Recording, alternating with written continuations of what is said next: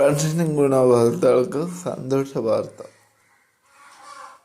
ഇക്കാലത്ത് സാമൂഹ്യ സുരക്ഷാ ക്ഷേമ പെൻഷൻകാർക്കും ഇതോടൊപ്പം തന്നെ വിരമിച്ച സർക്കാർ ഉദ്യോഗസ്ഥർക്കും 2025 ആദ്യം തന്നെ വമ്പൻ ആനുകൂല്യങ്ങളാണ് പ്രഖ്യാപിച്ചത്.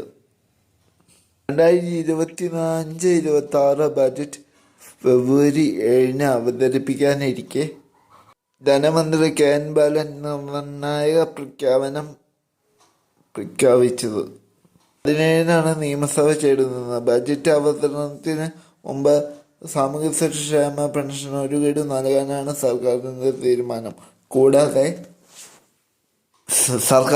കേരള സർക്കാരിൻ്റെ ഏറ്റവും വലിയ സാമ്പത്തിക സഹായമായ ക്ഷേമ പെൻഷനും സർക്കാർ ക്ഷേമനിധി ബോർഡ് പെൻഷനും കൈപ്പറ്റുന്ന ഗുണഭോക്താക്കൾക്കുള്ള 2025 ആദ്യത്തെ ആനുകൂല്യങ്ങൾ ലഭിക്കും.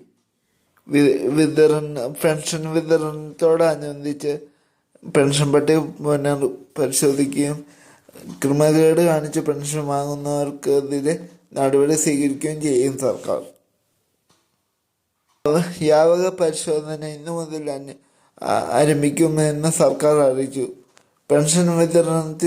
ജനുവരി മാസ പെൻഷൻ വിതരണത്തിനായിട്ടുള്ള 850 കോടി രൂപ അനുവദിച്ചു.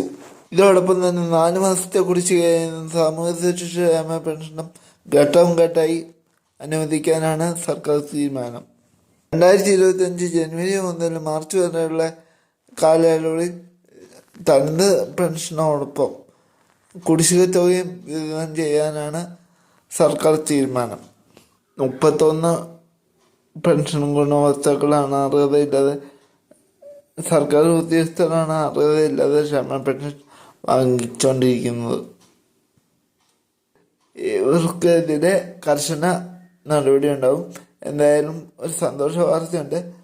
ഈ മാസം ജനുവരി മാസം 3200 രൂപ നിങ്ങളുടെ ബാങ്ക് അക്കൗണ്ടിനും കൈകളിൽ വെക്കാൻ സാധ്യതയുണ്ട്.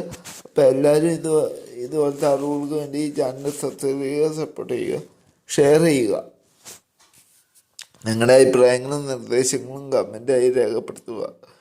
ഞാനിടുന്ന ഓരോരോ വീഡിയോകൾ നിങ്ങളെ തേടിയെത്താൻ ബെല്ലൈക്കൻ ഒന്ന് എനേബിൾ ചെയ്ത് വയ്ക്കുക. അപ്പോൾ വീണ്ടും അടുത്ത വീഡിയോ ആയിട്ട് കാണാം. നന്ദി, നമസ്കാരം.